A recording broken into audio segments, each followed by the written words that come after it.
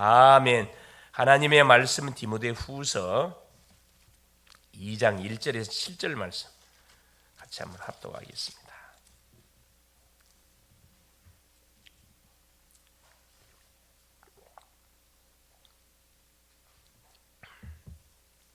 디모데후서 2장 1절에서 7절입니다. 내 아들아, 그러므로 너는 그리스도 예수 안에 있는 은혜 가운데서 강하고 또 네가 많은 증인 앞에서 내게 들은 바를 충성된 사람들에게 부탁하라. 그들이 또 다른 사람들을 가르칠 수 있으리라. 너는 그리스도 예수의 좋은 병사로 나와 함께 고난을 받으라. 병사로 복무하는 자는 자기 생활에 얽매인 자가 하나도 없나니 이는 병사로 모집한 자를 기쁘게 하려 함이라. 경계하는 자가 법대로 경계하지 아니하면 승리자의 관을 얻지 못할 것이며 수고하는 농부가 곡식을 먼저 받는 것이 마땅하니라. 내가 말하는 것을 생각해 보라. 주께서 범사에 내게 총명을 주시리라. 아멘. 5월 12일 월요일, 오늘 말씀의 제목이 미래를 준비하는 전도 제자가 되겠습니다. 우리 하나님께서는 이번 한 주도 우리를 통해서 또 주의 사역을, 복음 사역을 감당하는 가운데 또 현장 속에 하나님이 예배해 놓은 영혼들, 그리고 제자를 찾는데 가장 먼저 우리 자신이 바로 그 제자라는 사실을 우리가 잊어서는 안 되겠다 생각이 들고, 우리 한 사람이 얼마나 귀중한지, 그래 원수마귀는 어쩌든 이 분열, 한 사람이 가치 없다는 사실을 계속 통해서 낙심자절 현장으로 몰아넣지요. 그러나 우리 성령 하나님께서는 내가 중요하기 때문에 옆에 있는 성도가 중요하고 또 우리 후대가 중요하고 관계된 모든 현장의 사람들이 중요하다는 사실들을 우리가 놓쳐서는 안 되겠다 생각됩니다. 자, 첫 번째 보니까 기성세대의 급한 망대, 우리가 지금 놓치고 있는 부분들이 많이 있지요. 예수님께서는 기성세대인 유대인의 한계 속에서 3년간 제자들과 함께 했습니다. 결국 기성세대들이 놓쳤던 것은 복음을 놓쳤거든요. 언약을 놓친 결과로 인해서 유대인들이 어디로? 노예, 포로, 속국, 완전 유랑민으로 들어갔습니다. 지금도 사실 복음을 우리가 깨닫지 못하고 우리가 하나님 앞에 이 교회 앞에서 신앙생활을 해가게 되지면은 눈으로 우리가 잘 못 느끼지만 실제적인 노예, 포로, 속국, 유랑민의 삶을 살아갈 수밖에 없습니다. 그렇죠? 실제 응답을 못 받으니까 계속 세상 사람들과 타협을 할 수밖에 없는 거고 사람의 눈치를 보면서 살아갈 수밖에 없는 것이 현실이거든요. 이런 틀을 완전히 우리가 깨야 된다. 그렇죠?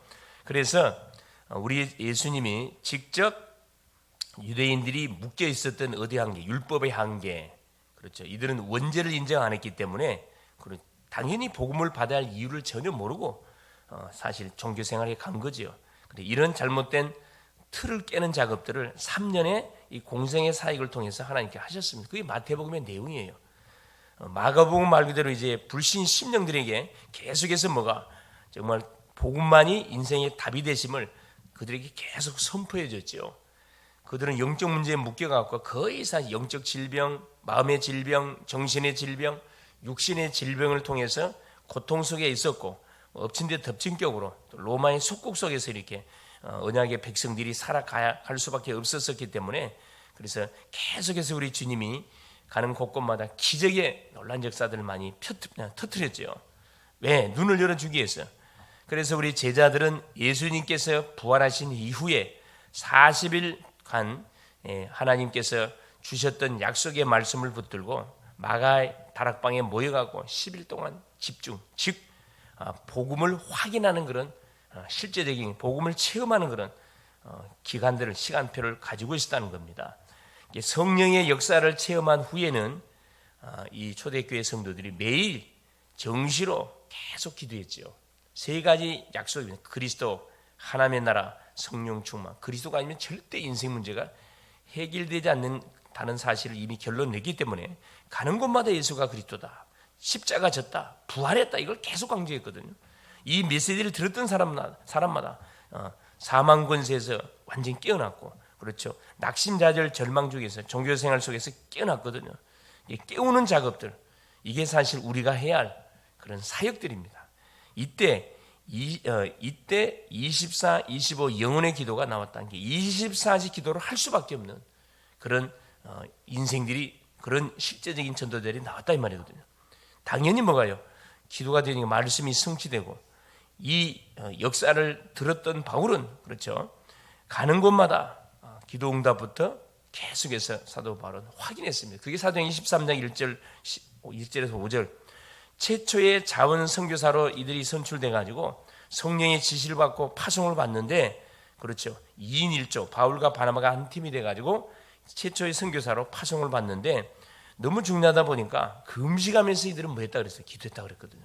금식하면서. 이게 자기의 생각, 자기의 계산, 자기의 모든 숙제들을 내려놓고 완전히 하나님의 인도를 받기 위해서 완전히 금식하면서 기도한 겁니다. 이때 현장의 흑암이 꺾이고, 그렇죠, 그 구브로 바보 섬을 다스리고 있었던 총독 서교 바울이 죽게 돌아오는, 망대를 세워지는 그런 놀라운 응답을 받았고요. 자, 응답이 오지 않았을 때는 바로 마게도냐 현장이죠. 기다리면서 기도하면서 기다렸습니다. 성격서로 봤을 때는 바울은 기다릴 수 있는 사람이 아니에요. 얼마나 성격이 급한 사람이 모릅니다. 이번 주 우리 야고보 요한이 보아너게 우리의 아들이다, 성격이 얼마나 급해, 번개 같은 사람이라 그랬는데, 바울도 만만치 않았습니다. 바울도 성격이 모든 급한 사람은 아닌데 성령 인도 받는 데 대해서는 철저하게 인도를 받았거든요. 그래서 아시아로 복음을 전하려고 방향을 잡았는데 이게 자기 스케줄이잖아요. 그 성령이 막았다 그랬어요. 그러니까 바울이 포기하지 않고 계속 장소를 바꿔가면서 기도했거든요. 그러니까 아시아 쪽으로 잡았던, 아시아 쪽으로 또 갈, 비두니아 내려가 또 아시아 쪽으로 가려고 몸부림치는데 이번에 예수행이 막았다 그래요. 이게 확실한 사인이잖아요. 그리고 무시아 지역, 무시아로 내려와서 기도하는데, 드로아라는 지역에서 기도하는데 드디어 그날 밤에 성령이, 그렇죠, 환상 중에 누가 마게도냐 사람이 탁 나타나가지고, 그러니까 우리가 어디서 기도에 집중하게 되어지면 우리가 못 깨닫잖아요. 그러면 하나님께는 천사를 보내서 가지라도 깨닫도록 해 주시거든요. 중요한 건 뭐냐면 내가 진짜 마음을 담고 집중하느냐, 이게 문제거든요. 바울은 포기하지 않고 계속 기도했습니다. 이때는 언제 기도했어요? 이때는 철야했어요. 철야. 아시아 쪽에 인도받았을 때는 금식했고, 최초로 파송받을 금식을 했고, 길이 막히니까 바울은 철야했습니다. 철야하면서 성령 인도를 기도했는데 뒤에 타임이 왔잖아요. 인생의 전환점. 어디로 가라는 거예요? 반대편으로 가라. 그게 하나님이 원하시는 시간표다. 바로 순종하고 포탈을 쌓아가지고 바게도냐의 첫성 빌립보로 인도를 팠습니다. 거기서 찾아낸 사람이 누굽니까? 루디아. 그렇죠. 중요한 제자를 찾아냈습니다. 루디아가 찾아지니까 누가? 귀신 들린 여종. 루디아 집을 중심으로 캠프가 터지니까 귀신 들린 여종이 딱 돌아오게 되고, 항상 지역지에 가면 누가 항상 그 지역의 흐름을 주도하고 있어요? 귀신 들린 사람들. 이 박수, 점쟁이, 무당들, 반드시 이 악령에 잡힌 사람들이 지역의 흐름을 주도하고 있거든요. 산업도 마찬가지입니다. 누가 하나님을 탁 붙잡은 사람들이 주도하고 있는 게 아니고 하나님을 모르는 우상숭배자들이 그 지역의 흐름을 주도하고 있다니까요. 그 틀림없어요. 그래 가보면 거의 뭐 절간들, 그렇죠, 이 무당들이 탁 기대고다 놓고 조용히 지역의 어둠들을 깔고 있다는 것을, 이게 눈에 보여야 영적 싸움이 시작되는 거거든요. 안 보이면 싸움이 시작되질 않습니다. 그렇죠? 그리고 자, 마게도냐 루디아 만나고 귀신 들린 자를 고쳤고, 감옥에 들어가 가지고 이 사건 때문에 결국은 간수장을, 교도소 소장을 탁 세워서 그곳에 중요한 그런 망대가 구축되어졌거든요. 에베소와 두란노에서는 하나님의 나라 일이 이루어지는 일이 벌어졌습니다.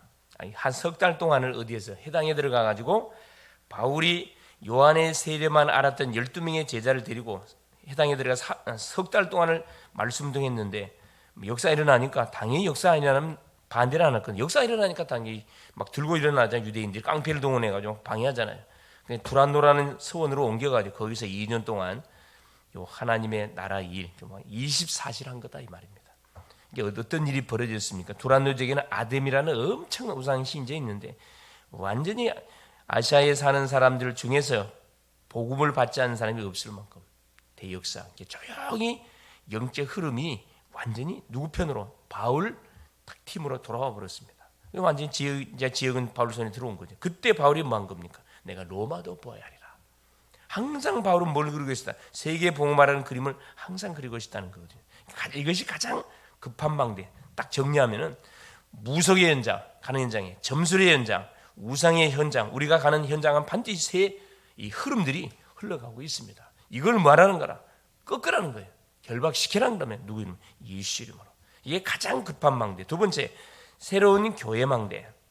예수님께서 성전에서 화를 내신 이유를 우리가 이해를 해야 됩니다. 요한복음 2장 12절 25절. 예수님이 예루살렘을 딱 들어가시는데 들어가 보니까 막 난리 법석이잖아요. 성전에서. 그렇죠. 이방인의 뜰에서, 그렇죠, 이방인들이 들어와서 아이들의 뜰에서 아이들이 들어와서 말씀을 듣고 뭐 할 수 있는, 계속 복음 들을 수 있는 하나님 기회를 장소를 만들어 놨다면 그곳에다가 뭘 장사꾼, 소위 말하는 막 동전을 바꾸고 막 짐승떼를 갖고 와가지고 돈벌이하고 있는 모습을 바라보면서 우리 주님 분노하셨잖아요. 화가 나쁜 것만은 아닙니다. 거룩한 분은 얼마든지 낼 수 있어야 돼요. 그래서 채찍을 들고 와가지고 뭐합니까? 완전히 상을 띄웠고, 내 집을 만민은 기도하는 집인데 강도의 구리를 너희들이 만들어놨구나, 막 분노하셨잖아요. 그래서 하나님께서 교회를 없애버린 겁니다, 사실은. 현장을 체험하면 삶들을 이해하게 된다.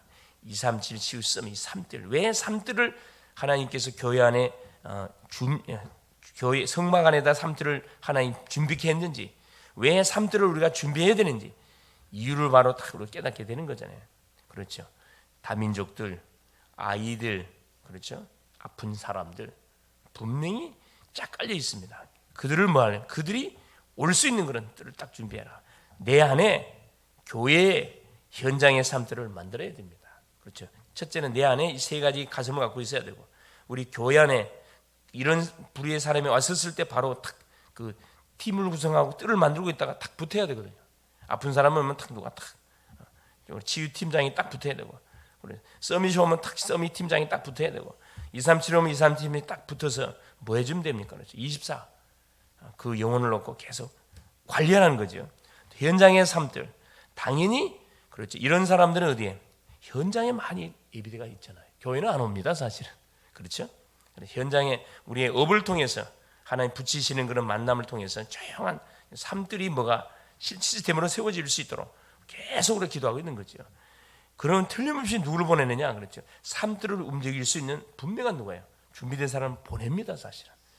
우리는 크게 할 거 없고 이거 그림을 그리고 계속 기도하고 준비하고 있으면은 그게 걸맞도록 사람 보내거든요. 사람 보냈을 때 뭐 합니까? 팀을 구축해서 이제 본격적으로 우리가 들어가면 되는 겁니다. 여기서 777로 기도 3집중을 하게 되어지면은 편안하게 호흡하면서 우리에게 각인 뿌리 체질된 부분들을 완전히 바꾸어 가야 됩니다. 뇌를 살리란 말은 뭐냐면은 이미 잘못된 각인 뿌리 체질들을 바꾸라 이 말이거든요. 그러니까 활성화시켜라 뇌를. 그래서 그리스도 하나님의 나라 성령 충만 계속 이 비밀을 누리면서 아침에 힘을 얻고 낮에는 계속 기도를 연결시키고 밤에는 계속 치유하고 정리하는 요 편안한 축복의 시간을 누리고 있으면은, 그렇지, 잘못된 각인 뿌리는 조용히 바꿔져 갑니다. 왜? 성령이 역사하거든요. 그리고 사명자들을 따로 모아서 기도팀을 구성하고 각 지역과 나라를 정해 24, 25 영혼의 응답을 누리는 어떤 교회로 만들어야 되냐? 완전히 237 5천 종족의 교회로 우리가 만들어 가야 된다 이 말씀이거든요. 반드시 이방인의 뜰과 치유의 뜰, 아이들의 뜰을 세워야 됩니다. 어제 우리 누구나 저기 교회에 설립 그 교회는 이제 북한 탈북자 목사님이 이렇게 이제 교회를 설립했는데, 그러다 보니까 거의 누가 다 모였어요. 탈북과 관련된 사람들이 다 모였죠, 사실은. 보니까 완전히 그 북한식이더만. 소위 말하는 목숨을 걸고 탈북했잖아요. 이게 앞뒤 바라볼 거 없어. 어디에 완전히요. 복음을 위해서 목숨 걸 수밖에 없는 그것밖에 없는 거죠, 사실은. 그래서 어쨌든 다섯 흐름, 그렇죠. 중요한 흐름이죠. 나를 향한 흐름, 업을 향한 흐름, 우리 교회를 향한 흐름, 내가 살고 있는 지역, 한 지역, 한 나라. 이게 다섯 흐름이 계속 메시지에 선포되고 있는데, 그래서 한 지역을 우리가 분명히 뭐 해야 된다? 파수할 수 있는 그런 분명한 준비해 가야 되고 24가 돼야 되고 그렇죠. 한 나라를 영향을 줄 수 있을 만큼 우리가 실제적으로 뜰을 준비해 가야 된다. 그래서 작은 여기 보니까 작은 것은 기 여기고 살리고 양보하면 그래서 플랫폼, 파수망대, 안테나로 다 바뀌어지게 된다. 그래서 우리에게 붙이는 모든 만남들, 우리에게는 모든 사건 하나하나가 뭐가 연관되어 있다 그렇죠. 세계복음과 연관되어 있기 때문에 그렇죠. 우리에게 일어나는 일들 하나하나 응답으로 다 우리가 연결시켜서 작품을 만들어내야 되는 마지막 세 번째 렘넌트의 새로운 망대입니다. 바울은 데살로니가 지역에 특별히 해당을 파고 들어갔지요. 고린도도 해당을 파고 들어가고 에베소도 해당 파고 들어갔습니다. 그래서 결국은 세계 복음화는 뭘 준비했냐 그렇죠. 뜰을 준비했죠.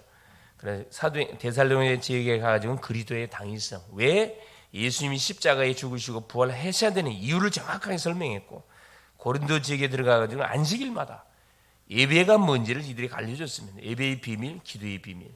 또 에베소 지역에 들어가가지고 하나님의 나라와 하나님의 나라 일을 계속해서 선포한 거죠. 그래서 뭘 준비를 다 한 겁니까? 노마를 공략하게 한 시스템들을 다 준비를 한 거죠. 렘넌트들은 영적 서밋이 된 후에 기능 서밋, 문화 서밋으로 세상에 나갈 수 있도록 뭐 해야 됩니까? 그릇을 잘 준비해 가야 됩니다. 그렇죠? 세상은 만만치가 않습니다. 그래서 교회 안에 일어나는 일들, 사건들을 바라보면서 거기에 상처받으면 이미 세상 못 이겨요. 교회 안에서 일어나는 여러 가지 막 별 좋지 않는 사건들 많이 벌어지는 그게 영향을 받아가지고 무너진다. 절대 세상에 이길 수 없습니다. 그 속에서도 뭘 찾아내야 됩니까?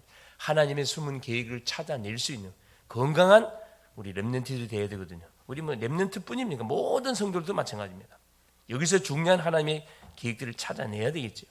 그래서 망대, 여정, 이정표로 3집중, 3세팅, 3응답이 되면은 우리의 개인 학업, 산업 속에 뭐가 조용히 빛의 망대들이 다 구축되어 가게 되어 있습니다. 눈에 보이지 않지만 세워져 가고 있거든요. 이거 우리가 모르고 있는데 세워져 가고 있어요. 오직의 달란트와 유일성의 전문성, 재창조가 보이면 결국 이 답을 가지고 세상 속에 이렇게 뭘로 전도자로 선교사로 우리가 파송을 받는 겁니다. 우리 특별히 이제 직장의 선교사로, 산업인은 산업의 선교사로 조용히 파송을 받는 거죠. 그래서 CVDIP를 미리 준비하고 평생에 성취시킬 언약의 메시지 딱 준비하고 CVDIP 영원한 뭐 카버릇 언약이잖아요. 복음이 아니면은 뭐 할 수 없어요. 인생에 절대 답이 되질 않습니다. 비전 뭡니까? 세상이 계속 우상 네피림의 시대로 무너져 가고 있습니다. 그래서 세계 복음화를 해야 될 분명한 이유가 있는 거고. 그래서 우리에게 달란트, 전문성을 준 거잖아요. 이미지 24 할 수 있도록 24. 그래서 곳곳에 작품을 조용히 나에게 주신 그 전문성에 맞는 작품, 산업의 작품, 그렇죠. 모든 업의 작품을 만들어내는 거죠. 오이와렛으로 작품을 만들면서 오직 유일선 재창조 시스템이 자연스럽게 지금 이스라엘을 만들어 가고 있습니다, 사실은. 그래서 향후 20년, 10년, 20년 계획을 세워서 우리가 뭐 해야 되느냐? 계속 말씀의 인도를 받을 필요가 있다 생각이 듭니다. 그래서 도표, 인생 도표를 그리는 건 굉장히 중요한 거거든요. 그래서 나의 인생의 과거, 미래, 오늘 어떻게 인도받을 것인지 인생 도표 이걸 반드시 우리가 그려가지고 인생의 여정을 또 전도자의 여정을 우리가 살아가는 것이 굉장히 중요하다. 기도 속에 있으면 문제는 그렇죠. 모든 축복으로 싹 바뀌어버립니다. 갈등은 축복의 기회다. 완전히 그릇을 키우는 기회로. 위기는 그렇죠. 하나님의 능력, 하나님의 살아계심을 사실적으로 체험하는 기회로 분명히 바뀐다는 사실입니다. 그래서 디모데에서 2장 1절 7절에 사도 바울이 가장 제자 중에 사랑했던 디모데에게, 아들 같은 디모데에게 그 부탁을 하잖아요. 병사로 복마는 자가 자기 생활에 얽매는 자가 없다. 하나도 없다. 병사로 모집한 자를 기쁘게 하라 합니다. 경계하는 자가 법대로 경계하지 않으면 승리의 관을 얻지 못할 것이요. 그러니까 군사는 뭐 해야 됩니까? 절대 명령에 절대 복종. 그러니까 말씀이 선포되면 완전히 그 말씀을 성취시키는 거기에 올인하는 사람이 이 병사, 군인이고 운동하는 선수는 법대로 운동하지 않으면 안 됩니다. 4년 동안은 태능 선수에 들어가 죽자면서 살기는 뭐합니까? 반복적 훈련 계속하거든요. 경기하는 선수는 반드시 말씀드려야 된다는 거죠. 맘대로면 안 되고. 마지막 농부 뭡니까? 가장 봄에 씨를 뿌려가지고 가실에 열매를 거두는 소위 말하는 수고, 땀 흘리는 헌신이 없어가지고는 뭐가 실제적인 그런 열매를 못 딴다는 겁니다. 그래서 오늘도 하나님께서는 우리에게 하루라는 시간을 허락하여 주었습니다. 가장 급한 것이 뭐부터 해보게 해라. 그렇죠. 우리가 하는 현장에 반드시 뭐가 있다. 이 모든 이 무소, 점술, 우상의 망대가 완전히 강한 진을 치고 있습니다. 이걸 뭐 하라는 거야? 깨부시라는 거예요. 깨부시고 뭐 새로운 망대를, 눈에 보이지 않는 교회의 성전을 구축시키라는, 우리가 교회 망대이기 때문에 세우라는 거죠.